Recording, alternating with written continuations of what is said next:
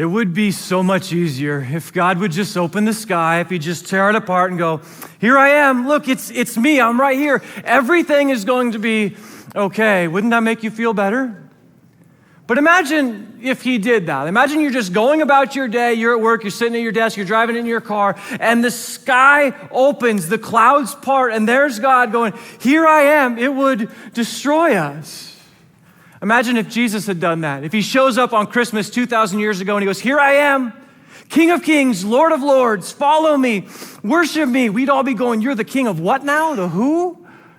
We think life would be better. Life would finally make sense if God would just pull apart the sky and reveal himself, but it wouldn't work. It would blow us away. So God had a plan. Long before he was born in Bethlehem, Jesus would start showing up. He would start revealing his character. He would show his people what he's like. He can't just show up and go, ta-da, here I am. He would slowly over time reveal his nature. I mean, silly little example, but when we adopted our two youngest kids, they were 4 and 1 years old. Imagine if we just showed up at their foster family's house and said, hi, here we are, we're your new family. You're coming with us, get in the car and bring your stuff, and you're coming to our house and you have to follow our rules, and we're mom and dad. Like, that would have caused a ton of trauma. So what did we do? Over time, we started with a play date. Then they came over to our house. Eventually it was a sleepover, so that by the time we were officially a family, it wasn't scary for them anymore. We were mom and dad. They were really excited.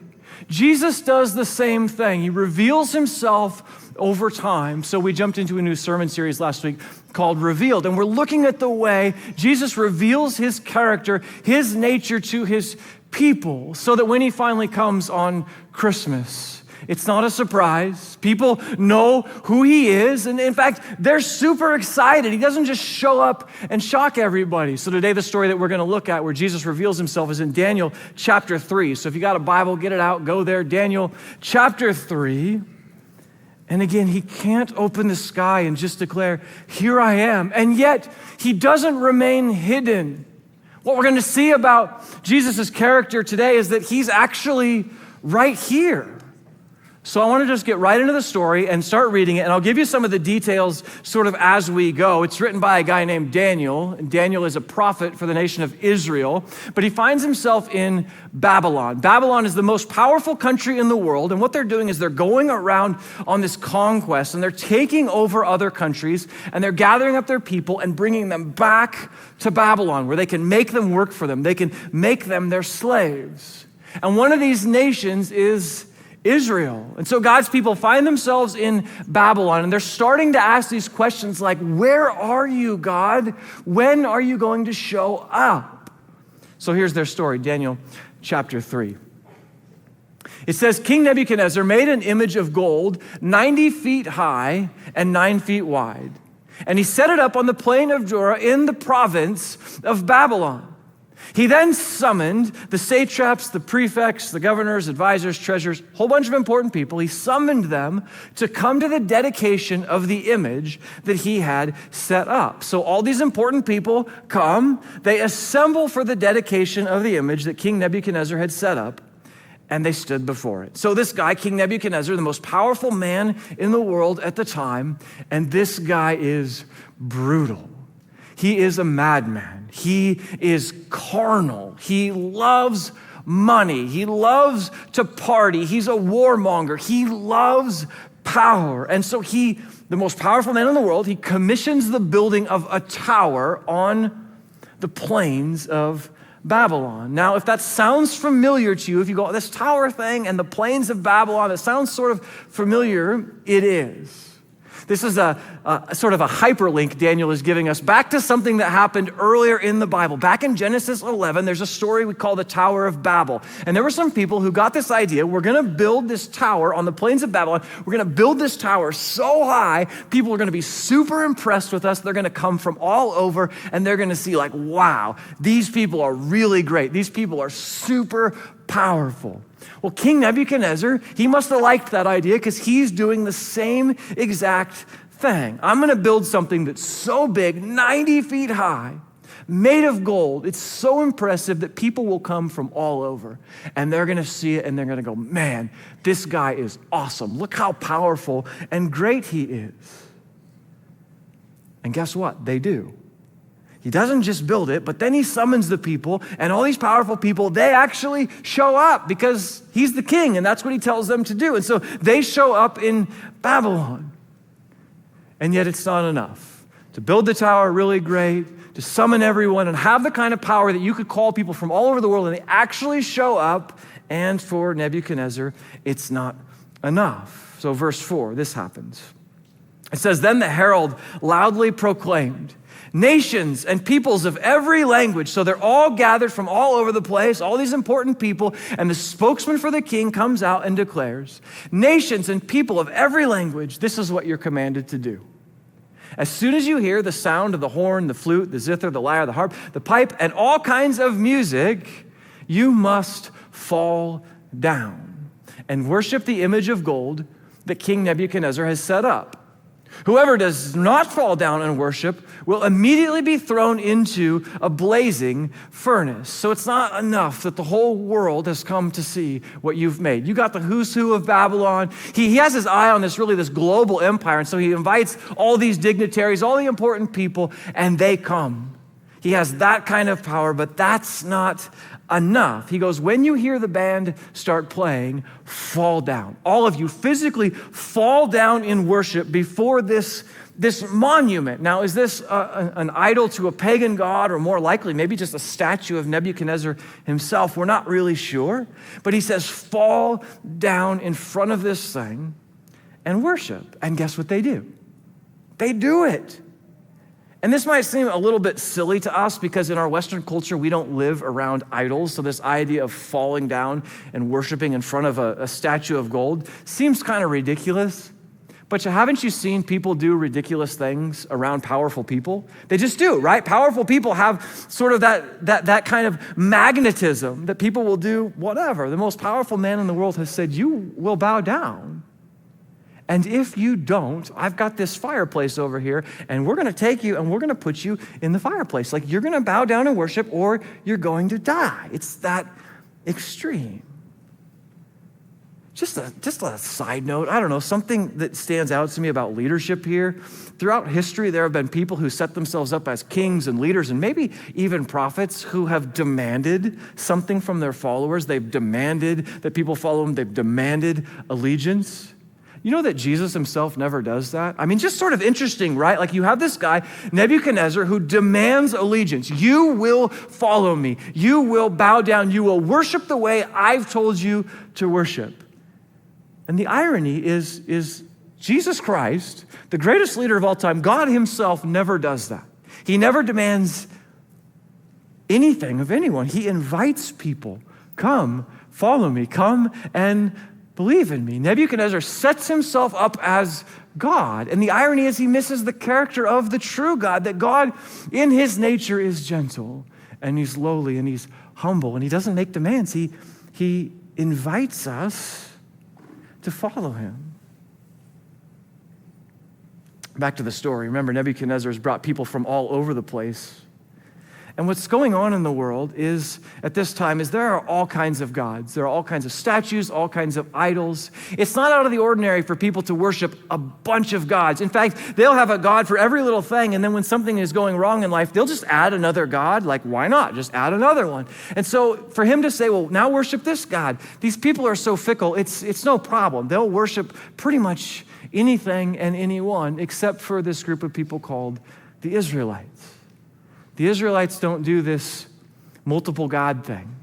The Israelites only worship one God, the God of Israel, the one true God. And so while you have all these people who are willing to just fall down and worship this idol, you have the Israelites, these three dudes in particular, who go, I'm sorry, we can't do that.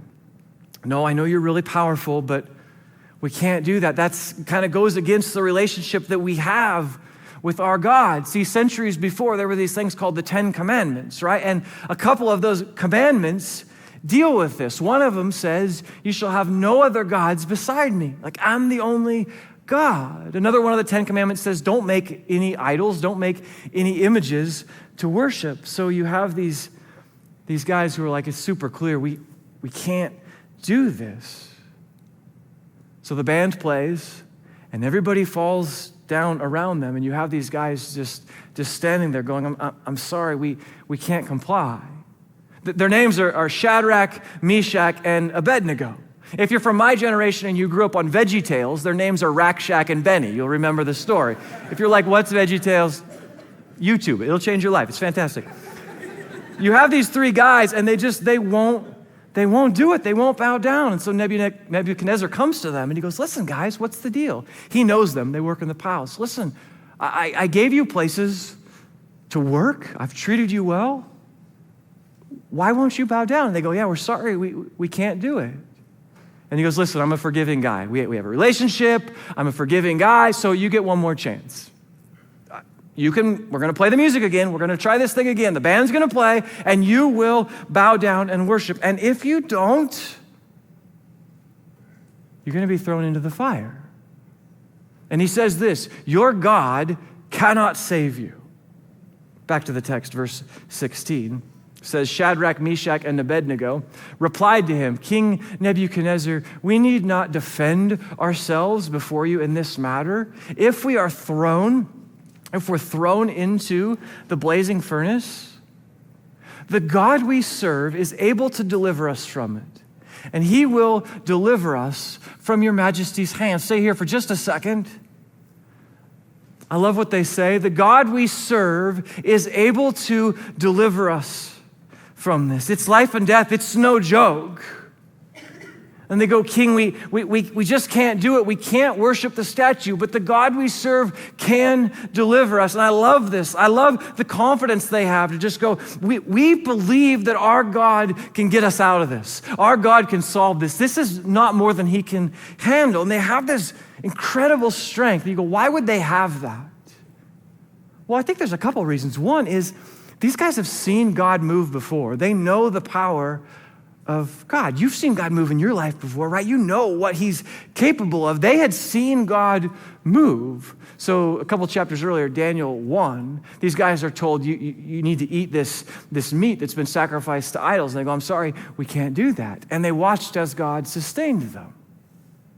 Also, they're just sort of trusting God's word, that God throughout history had said, you can trust me. Nothing is bigger than me. I'm able to do things that you can't even imagine. And so they're holding on to that. They stand before the king and they go, God can deliver us from this. And I think it's really cool. And I think it's important for us. Because how often do we go through life, go through our day, and we run into something and it surprised us? Maybe it just knocked us off our feet. Do we ever just go, you know what? I didn't see this coming, but my God can save me from this. Before we get wrecked by anxiety, before we freak out, do we ever just stop and go, no, God is bigger than all of this. God, this is not something that God can't handle. Do you ever just stop and go, God, you can save me from this. I know that you're able. I think there's something there just to chew on. As much as I love that, though, I love what they say next. They say, God is able to deliver us. They go back to the text. They say, but even if he doesn't, we want you to know, your majesty, that we will not serve your gods or worship the image of gold that you have set up. Even if he doesn't. See, King, we know that God can save us. They don't go, well, maybe he can't or maybe he won't. They're not sort of hedging their bet. They're not just trying to play it safe or protect God's reputation. They go, no, he absolutely can save us. But even if he doesn't, it's okay. We trust him. We're still going to believe that he's good. We're still going to believe that he's God. Imagine if you lived your life that way. Just imagine the implications of that. Because you bump into big things and small things all the time that sort of freak you out, that cause anxiety. Imagine if you lived this way. What does that look like? Imagine your doctor calls and there's a scary diagnosis. Imagine being able to say, oh, God can save me. He absolutely has the power to heal me. And I'm going to pray and I'm going to ask that he will. But even if he doesn't, it's okay. I'll trust him. He's still good. He's still God. Imagine you have some relationship that's just wrecked. Your spouse walked out on you. And you go, I believe that God can save this. I believe that God can redeem this. He can reconcile our relationship.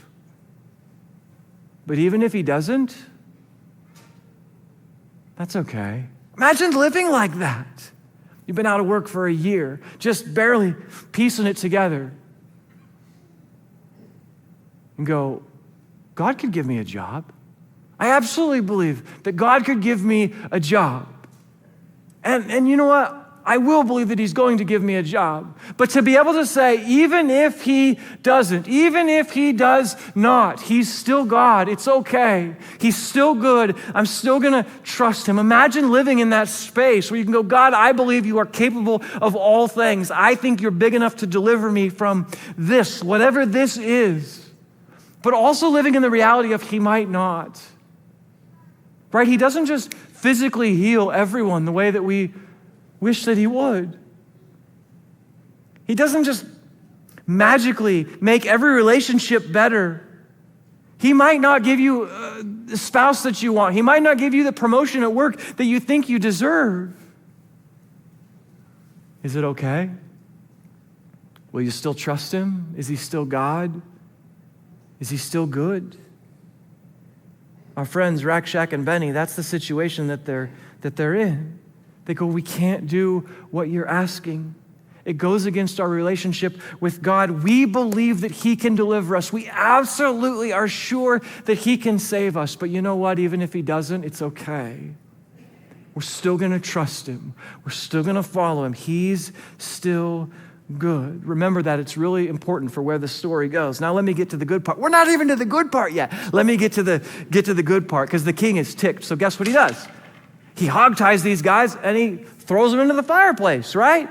And just as he's about to do that, superhero Jesus shows up with his cape and he jumps in front of the fire and he said, no, that's not what happens at all. These guys get hogtied and chucked into the fire. Watch what happens. Then King Nebuchadnezzar leaps to his feet in amazement and he asked his advisors, weren't there 3 men that we tied up and threw into the fire? And they replied, certainly, your majesty.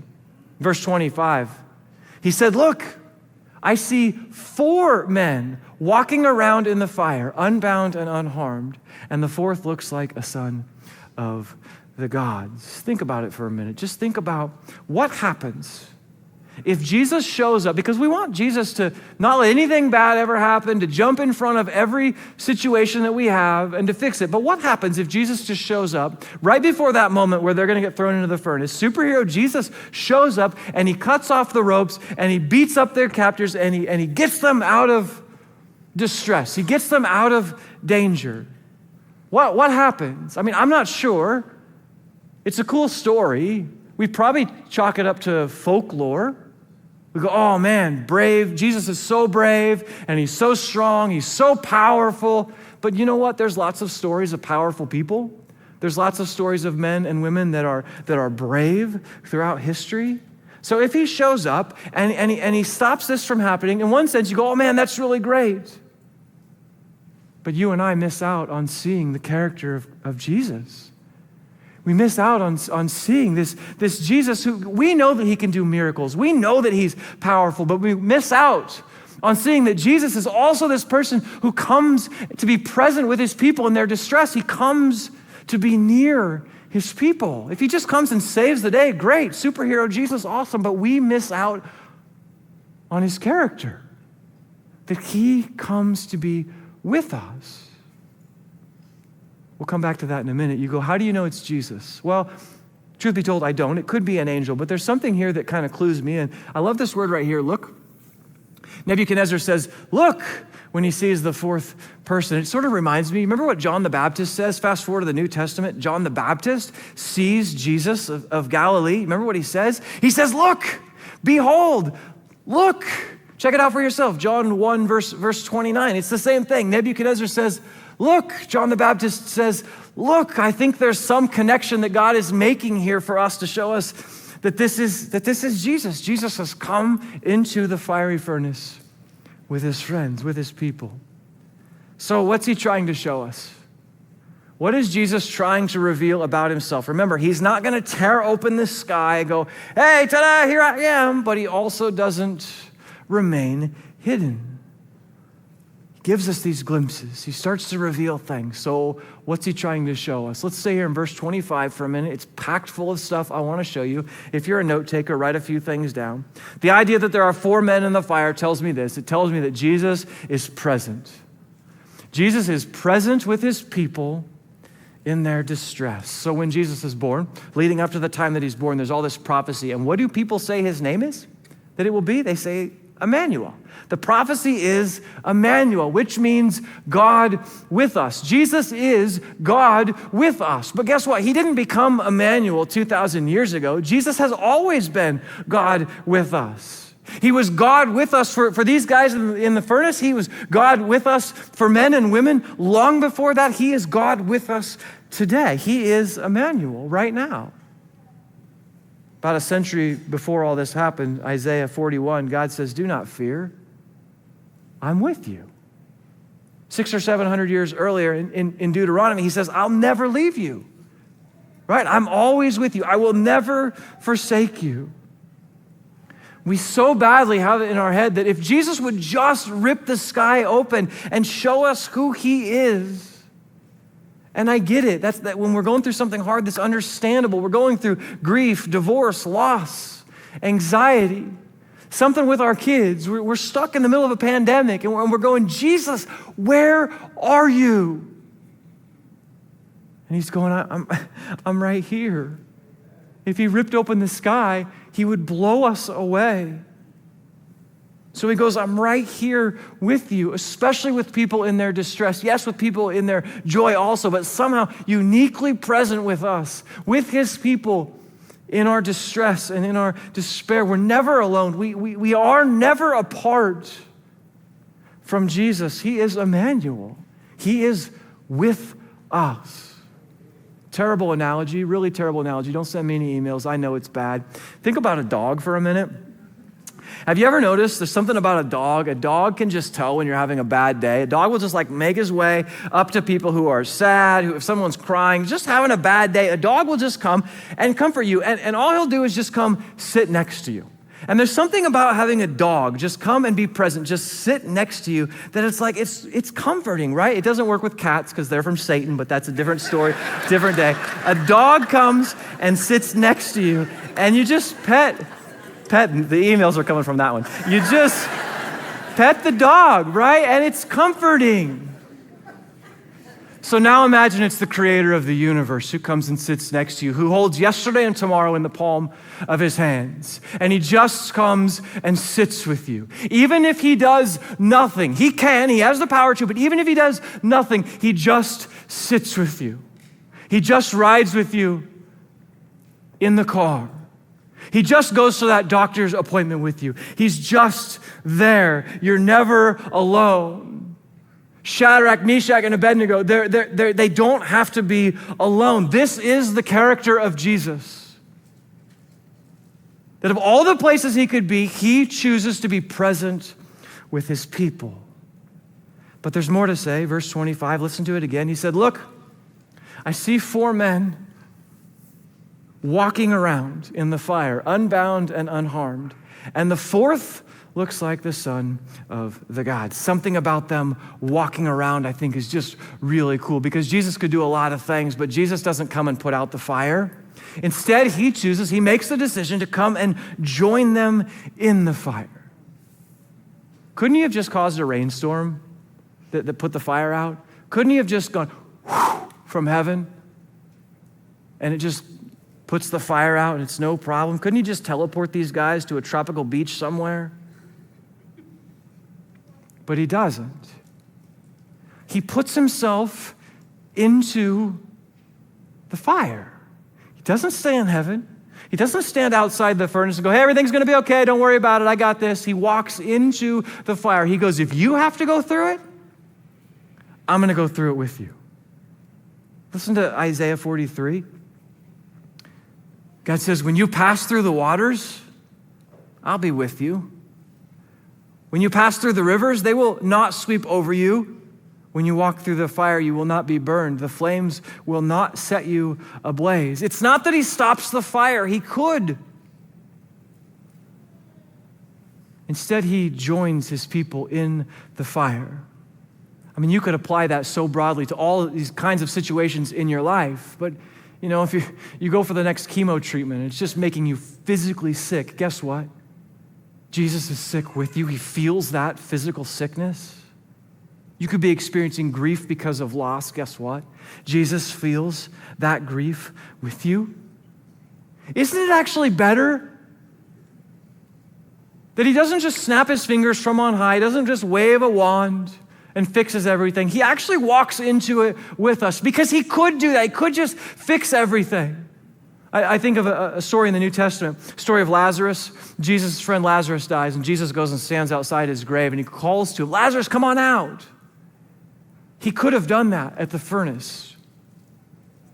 Guys, come on out. But then you and I wouldn't know who this Jesus is.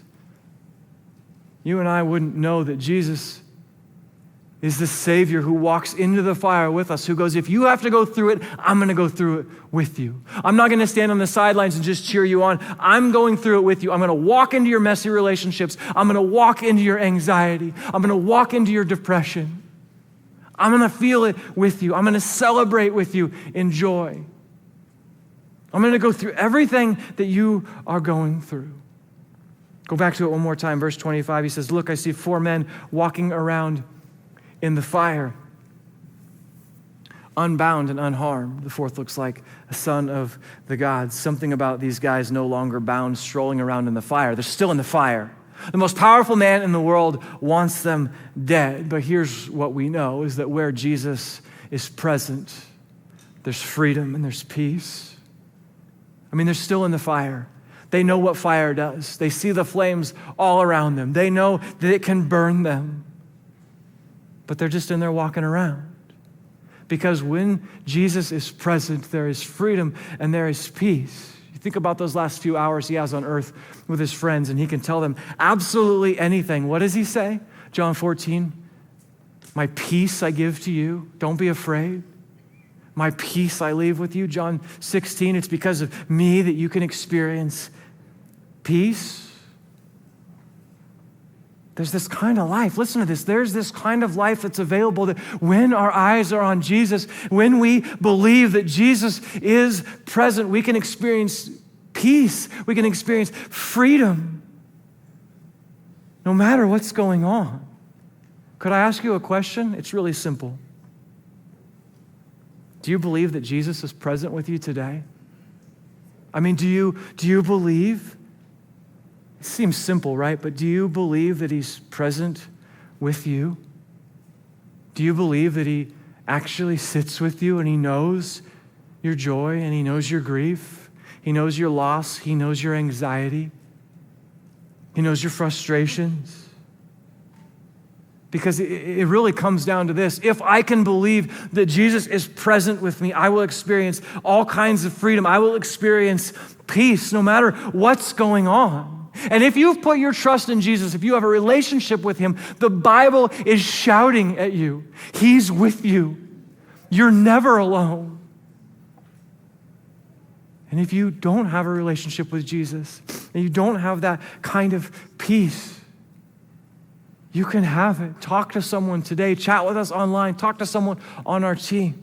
Let us talk to you about what it means to follow Jesus, to actually experience peace in your life, because you've believed the lie that your happiness and your freedom and your peace are dependent on your circumstances. You believe the lie that your life is too messy. But there's this God who walks into the mess, not distant, not hidden, not on high, but walks into the mess. And where he is, there's freedom. Please talk to us. Christ follower, do you believe that he's present with you? Let me finish the story. These 3 guys come out of the fire. They're fine. Where did the 4th go? Not sure. Doesn't really matter. Verse 28, Nebuchadnezzar said, praise be to the God of Shadrach, Meshach, and Abednego. Praise be to God who has sent his angel and rescued his servants. So let me just make it really practical. Every circumstance is a chance for us to see that Jesus is present with us. If Jesus was in the furnace, he's present in your home. He's present in your car. He's present in your workplace. He's present in your classroom.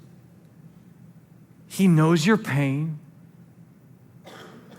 He feels your anxiety. He feels your grief. He celebrates you with you in your joy. I mean, you might have woken up this morning, probably many of you did, and thought to yourself, where is Jesus? He's right here. Look, Daniel writes. Look, John says. He's right there. Are you looking? Look. You'll see him. God, thanks that you're with us always. Thanks that you